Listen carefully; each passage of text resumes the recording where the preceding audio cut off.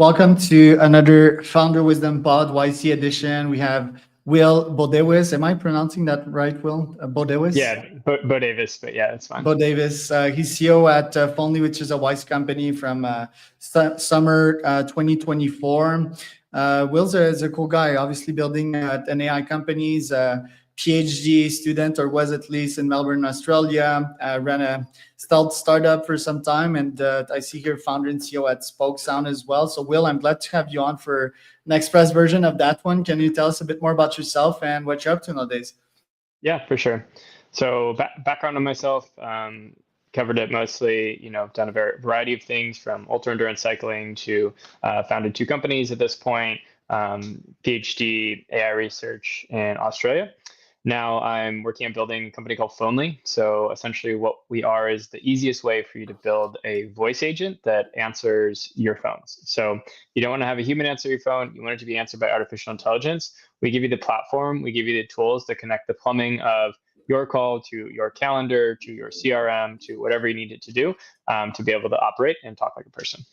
Right. And that PhD of yours, was it trendy at that time? Did you get an ROI out of that one in 2020? I think so. I mean, I think it helped getting into Y Combinator, just having the technical experience to be able to say that have the experience, have spent the time, have worked on it to go through the YC. Right. And who are you as a kid? Because you're an athlete. I think you're pretty ambitious. Like, how were you raised? Who are your parents? What's your education like?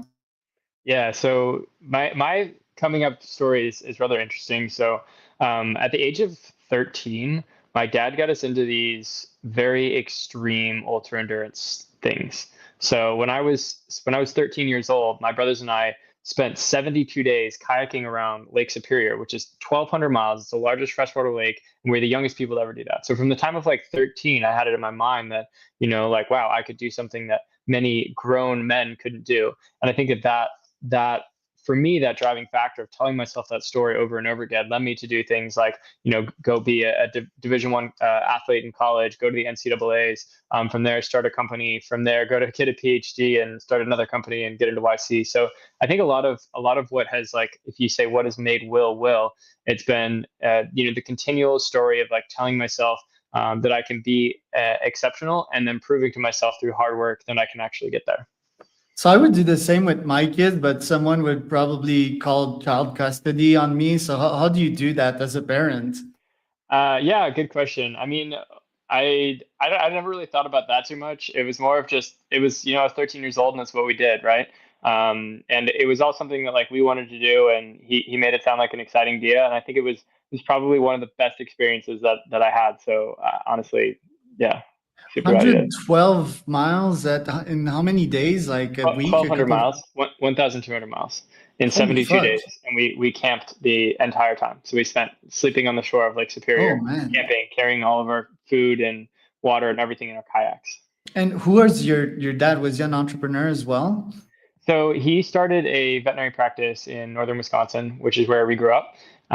So an entrepreneur in his own ways, very much like grew up on the farm, very much, build it yourself, do it all kind of from the ground up. And so I think I learned a lot of inspiration of like, wow, you can just start something and people will use it from him. But I knew that I always had this sight to build something really big and be truly like aspirational. And I think that's what YC is giving me the opportunity to do.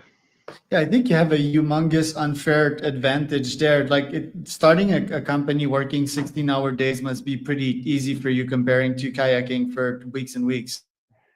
I wouldn't say it's easy, honestly. So I've done a lot of like these ultra endurance events. Like I've biked for 37 hours without sleeping. Like I've done a lot of this stuff, right? And still one of the hardest things I've ever done is start my first company, my second company. And so, to founders out there, to people that are building in whatever space that you're building in, it's really hard.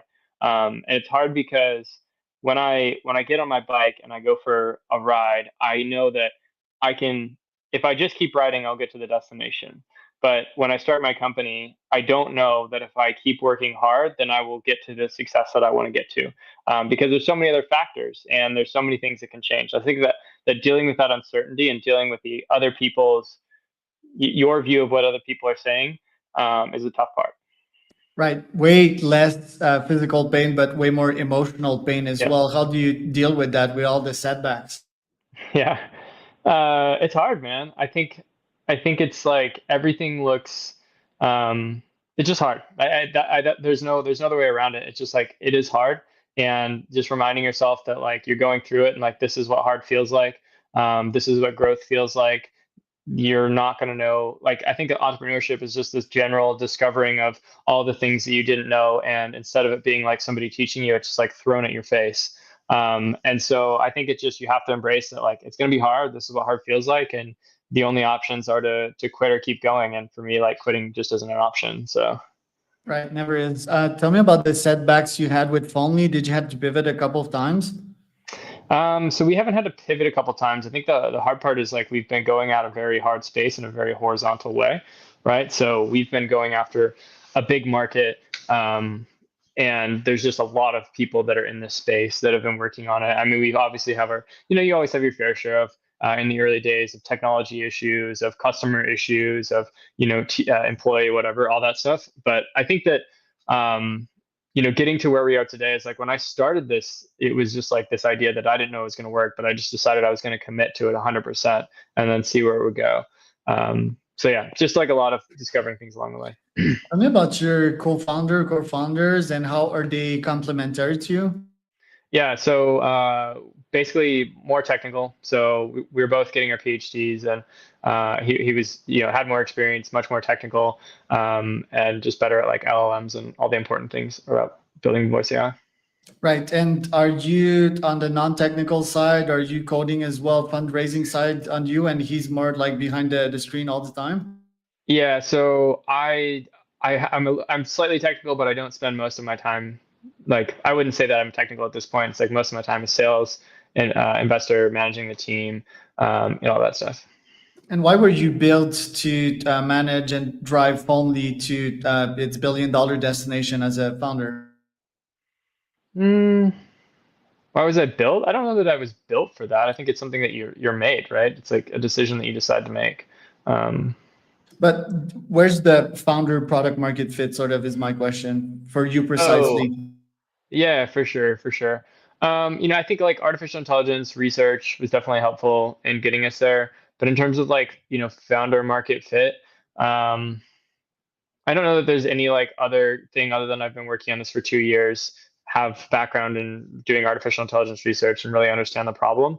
But other than that, it's not like I have spent like I'm just not old enough to have spent 20 years in a field, right? So Right. And what's the exact problem you're solving? And do you feel you have product market fit yet?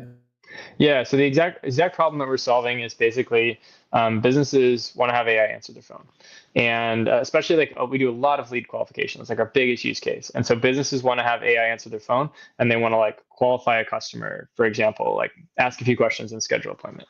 Um, to make that happen, you kind of need a platform to sit into the place where you can build these like flows, you can test these agents, and then you can connect it to your CRM. So we're essentially solving the problem of you want AI to answer your phone because it's about 70% cheaper than a human. But how do you actually do that? And how do you get all the analytics, all the connections, all the plumbings to make that happen? Well, you have to use a platform like Phonely to do that. And why is the best use case inbound and not outbound right now? Outbound has TCPA regulations. So there's certain regulations around cold calling and around just like mass outbound calling that have blocked that. So that's why we're seeing that inbound is a good use case. Outbound can be a really good use case if and only if a few conditions are met. Right. And I guess just putting my phone number out there so that people can see it and call it. Then once the AI answered, how's the flow? So obviously, I do think you're using OpenAI's API on the reasoning side of things, right? Not on the reasoning side of things. So we have essentially built our own models. So we can run off OpenAI or we can run off our own fine-tuned models that we've distilled. So yeah, that's primarily what our customers are using is we'll get a customer on, they might want to start with OpenAI, they might want to move to one of our own custom models that's specifically built for them. Tell me about building your own custom model, because I don't think there's that many YC companies that did that, right? It's pretty No. sort of a moat. How did that happen for you? Yeah, so when we got into YC, we applied and we pitched the idea of like, hey, we're gonna go build this voice agent, but we're also thinking about building a model for voice, because right now it's like LLM models don't talk like people.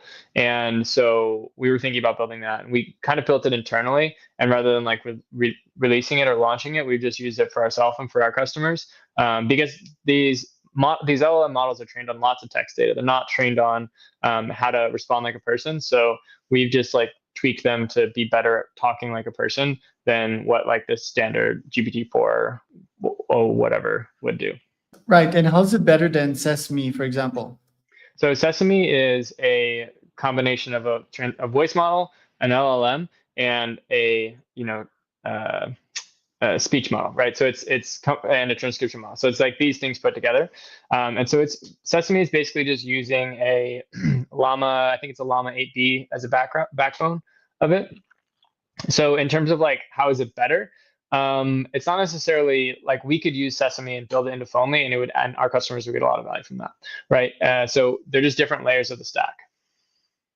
And on your website, is there like a way I can try it? Because Sesame has that demo that's so good. I think on your website, it's only like a sign up. Yeah. So if you go to our website, you see there's a big button that says Talk to Phonely, and you can try it out there. You can just test out what it sounds like. Yeah, I'll try it out for sure. It's pretty insane. Scroll up here. Yeah. So just that, right? See that button that says Talk to Phonely there? Oh man, that's so small. Yeah. My ADHD brain didn't see it. Interesting. I might want to fix that UX bug though. Like I didn't catch or put more attention to it. I click and nothing happens. Anyway, I'm gonna test it out for sure. Okay, finally, on my Safari. Very, very interesting stuff. And how are you getting your clients nowadays? Like, what's your GTM strat? Sorry, you said a go-to-market strategy? Yeah, correct. Yeah. So, I mean, right now, sorry, I'm getting calls. Yeah. So right now we're really focusing on, we're focusing on the lead generation, the qualification space. That's like, we're seeing a lot of uptick there. Our customers are really scaling in that space. There's a lot of these people that do pay-per-call type of, automation and optimization, and we spend a lot of time working with them. All right, and your ICP precisely, are these large enterprises with a lot of customer support? Is it banks, is it fintech? Where are you targeting? Yeah, so right now we work with a variety of different ones, but again, it's people in the lead qualification space. So this might be a company that is running pay-per-call ads for healthcare or ACA or auto or something like that, and they need to qualify a customer before passing them over to a salesperson. We fit in the middle really well for that. Okay, and what's the pricing? Pricing depends per minute. So we scale from 20 cents down to 5 cents a minute based upon volume. Okay, is that competitive? Because was it Synthflow? I think that's in a similar niche. Do they charge something similar? Sorry, can you say that again? Yeah, I believe it's called Synthflow, right? Synthflow, the AI calling platform. Do they charge something similar per minute? Yeah, they're a little cheaper on the low end and a little bit more expensive on the high end, like when you're at high volume.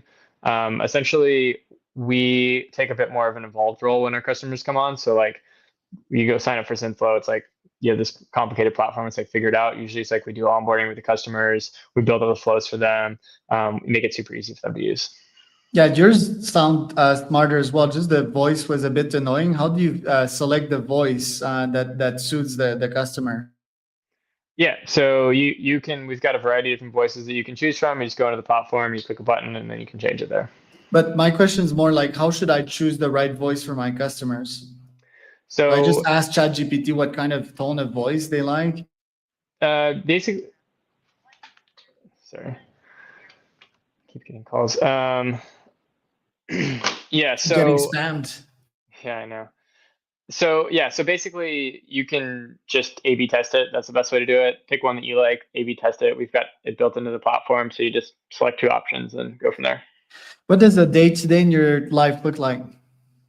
Day-to-day, spend a lot of time on like sales, spend a bit of time on product, just like honestly a little bit of everything. But I think most of my time is spent on sales and building a team, building a company.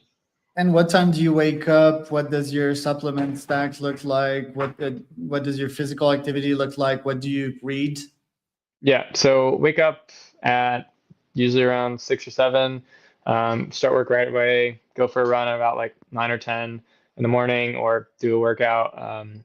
After that, just we'll work till 9 or 10 o'clock at night, and then go to bed. Do it over again. Supplement stack, nothing special, honestly. I don't really do much of that Pure stuff. grind, pure Yeah, grind mostly just stack. grind. Yeah. Who do you learn from nowadays? Do you still have calls with YC peers, YC mentors? Like who is your guiding light in terms of knowledge and AI and everything that you're doing nowadays?